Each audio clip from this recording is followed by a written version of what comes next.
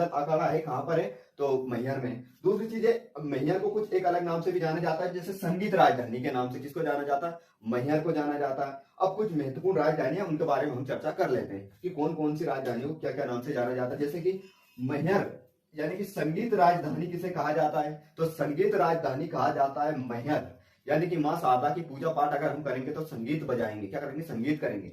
दूसरा है संस्कार राजधानी जबलपुर को कहा जाता है, क्या कहा जाता है, संस्कार राजधानी कहा जाता है जबलपुर को। तीसरा है प्रशासनिक राजधानी, यानी कि प्रशासन से संबंधित सारे मध्य प्रदेश के काम कहां पर होते हैं, भोपाल में, तो प्रशासनिक राजधानी किसे कहा जाता है, तो भोपाल को कहा जाता है। आर्थिक और खेल राजधानी, सबसे ज्यादा खेल स्टेडियम, सबसे ज्यादा आर्थिक दृष्टि से संपन्न अगर कोई सी राज्य कोई सी मतलब जिला है या राजधानी किसे कहा जाता है, इंदौर को कहा जाता है आर्थिक रूप से। और स्वच्छता के मामले में भी कौन, इंदौर। तो इसलिए इंदौर को आर्थिक यानी कि स्वच्छता और संपन्नता कहां पर आएगी, जहां पर अर्थ होगा यानी कि पैसे होंगे, और इसी आधार पर क्या कहा जाता है, आर्थिक और खेल राजधानी और स्वच्छता के मामले में इंदौर को।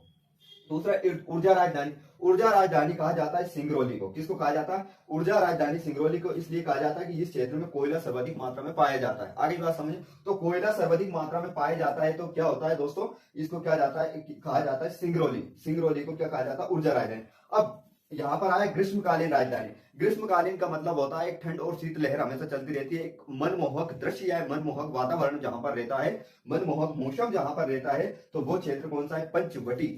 पंचवटी को कहा जाता है, क्या कहा जाता है, पंचवटी को नहीं, सॉरी, पंचमणि को कहा जाता है। आगे बात समझ में, पंचमणि को क्या कहा जाता है, ग्रीष्मकालीन राजधानी कहा जाता है। और लास्ट बात करते हैं हम, क्या करते हैं कि चित्रकला राजधानी किस पर कहा जाता है। अब चित्रकला राजधानी ऐसे मानो कि भीम बेटिका एक पूरा पाषाणकालीन जो कि क्षेत्र है, पूरा पाषाणकालीन एक साइड है, जो जहां पर हम जब भीम बेटिका में अंदर जाते हैं तो देखते हैं तो वहां पर कुछ विचित्र प्रकार की चित्रकलाएं मिलती है, जैसे कि ऐसे बन रहे हैं, ऐसे यूं बहुत सारी चित्रकलाएं मिलती है, ऐसी चित्रकला मिल रही है, कुछ ऐसी मिलती है।